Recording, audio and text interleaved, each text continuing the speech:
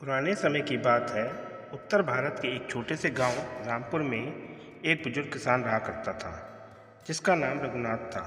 रघुनाथ के दो बेटे थे, बड़ा बेटा दयानंद और छोटा बेटा उमाशंकर। रघुनाथ एक बहुत ही ईमानदार और धार्मिक प्रवृत्ति का व्यक्ति था। उसकी इच्छा थी कि उसके दोनों बेटे भी एक दूसरे के साथ प्रेम से रहें। लेकिन रघुनाथ की मृत्यु के बाद सब कुछ बदल गया। जब रघुनाथ की मृत्यु हुई तो उसके पीछे कुछ जमीन जायदाद और एक पुराना घर छोड़ा गया। दयानंद स्वभाव से लालची और खुदगर्ज था, जबकि उमाशंकर सादा जीवन जीने वाला शांत और सहनशील व्यक्ति था।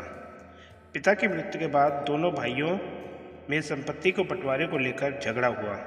दयानंद ने चालाकी से ज़्यादातर जमीन और घर अपना नाम करवा लिया और उमाशंकर को केवल एक खेत के छोटे से टुकड़े और टूटे फूटे कमरे में रहने को लिए दिया। उमाशंकर ने अपने हिस्से पर संतोष किया और कोई विवाद नहीं किया। उसने अपने छोटे से खेत में मेहनत करके जीवन यापन शुरू कर दिया। उसकी पत्नी लक्ष्मी और एक बेटा गोपाल ही उसका परिवार थे। तीनों परिवारजन बहुत मेहनती, सच्चे और धार्मिक थे। उधर दयानंद ने विरासत में मिली जमीन को बेचकर आलीशान मकान बनवाया, बैलगाड़ी के बजाय घोड़े वाला रथ रखा और गांव के सबसे अमीर व्यक्ति बन गए। मगर उनका व्यवहार अभिमानी होता गया। गरीबों की मदद करना तो दूर, वह उन्हें अपने दरवाजे से भी भगा देते। एक दिन एक वृद्ध सन्यासी गांव में आया। भूख और थकान से बेहाल सन्यासी ने सबसे पहले दयानंद के घर का रुख किया। उसने दयानंद के दरवाजे पर दस्तक दी। दयानंद बाहर निकला और वृद्ध सन्यासी को देखकर चिढ़ते हुए बोला, तू कौन है और क्या चाहता है? सन्यासी ने विनम्रता से कहा, बेटा मैं एक यात्री हूँ, कई दिनों से यात्रा पर हूँ, बहुत थक गया हूँ और भूखा भी हूँ। क्या एक दिन के लिए मुझे आश्रय और भोजन मिल सकता है? यह सुनते ही दयानंद का चेहरा बिगड़ गया। उसने गुस्से में कहा, यह कोई धर्मशाला नहीं है, जा यहाँ से। अगर रहना है तो सामने जो झोपड़ी है वहाँ जा। वहाँ उमाशंकर रहता है, वह बड़ा दयालु है, जो तुझे रख लेगा। सन्यासी चुपचाप वहाँ से चला गया और उमाशंकर के घर जा पहुँचा। उमाशंकर उस समय खेत से काम करके लौटा ही था। जैसे ही उसने वृद्ध सन्यासी को देखा, उसने हाथ जोड़कर उसका स्वागत किया और कहा, बाबा आपका आना मेरे लिए सौभाग्य की बात है, आइए अंदर आइए। उसने उन्हें अपने टूटे फूटे घर में बैठाया, पानी दिया और फिर अपनी पत्नी लक्ष्मी से कहा कि वह बाबा के लिए जल्दी से भोजन तैयार करे। लक्ष्मी ने जो भी थोड़ा बहुत घर में था उसी से भोजन तैयार किया। रूखी सूखी रोटी, कुछ दाल और गुड़। बाबा ने प्रसन्न होकर वह भोजन ग्रहण किया और बोले, बेटा तुम्हारा दिल बहुत बड़ा है, तुमने जिस आदर और प्रेम से मुझे सत्कार दिया वह अमूल्य है। मैं कोई साधारण सन्यासी नहीं हूँ, मैं एक साधु हूँ जो सच्चे इंसानों की परीक्षा लेता है। अब समय आ गया है कि मैं तुम्हें एक रहस्य बताऊं। उमाशंकर और लक्ष्मी यह सुनकर चकित रह गए।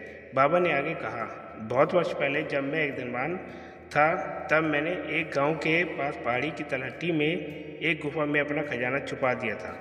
समय के थपेड़ों में मेरा परिवार बिखर गया और मैंने संसार छोड़ दिया। अब उस खजाने का कोई वारिस नहीं है, लेकिन तुम्हारी सच्चाई और सेवा भावना से ने मुझे प्रभावित किया है, इसलिए मैं चाहता हूँ कि वह खजाना तुम्हें दे दूँ। यह सुनकर उमाशंकर हक्का बक्का रह गया। उसने कहा, बाबा मैं तो केवल अपना कर्तव्य निभा रहा था, मुझे किसी इनाम की अपेक्षा नहीं थी।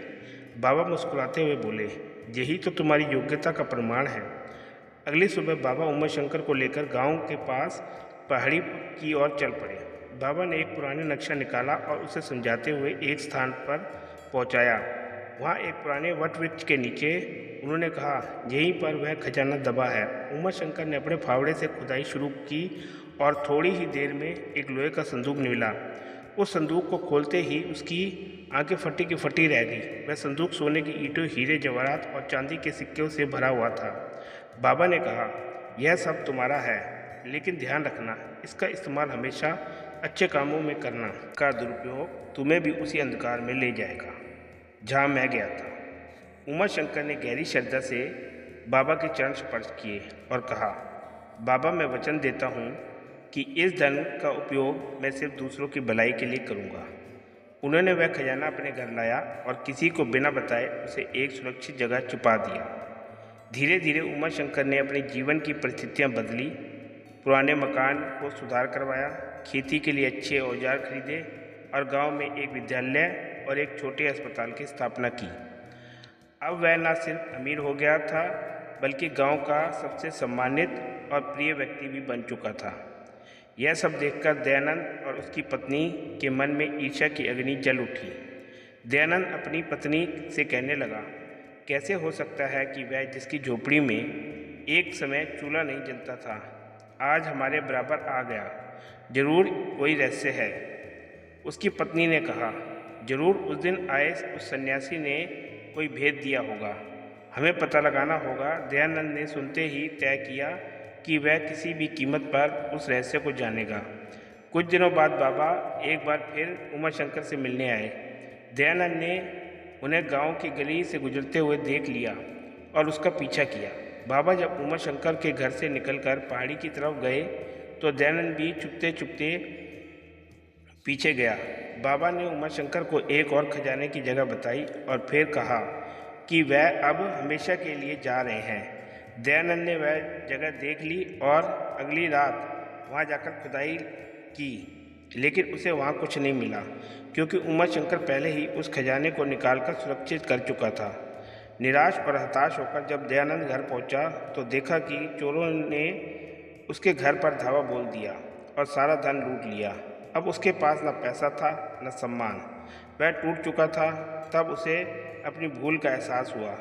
उसने अपने भाई उमा शंकर से माफ़ी मांगी और कहा, भाई मैं लालच में अंधा हो गया था, मैंने धन को सब कुछ समझ लिया, पर असली धन तो प्रेम, सेवा और संतोष है। उमा शंकर ने अपने बड़े भाई को गले लगा लिया और कहा, भाई जो समय चला गया उसे भूल जाओ, अब हम मिलकर गांव की सेवा करेंगे। उसके बाद दोनों भाइयों ने मिलकर गांव को एक आदर्श गांव में बदल दिया। उमा शंकर धन का उपयोग शिक्षा, स्वास्थ्य और जन कल्याण में लगाया और दयानंद भी उसके साथ रहने लगा। गांव के लोग आज भी उन्हें सम्मान से याद करते हैं।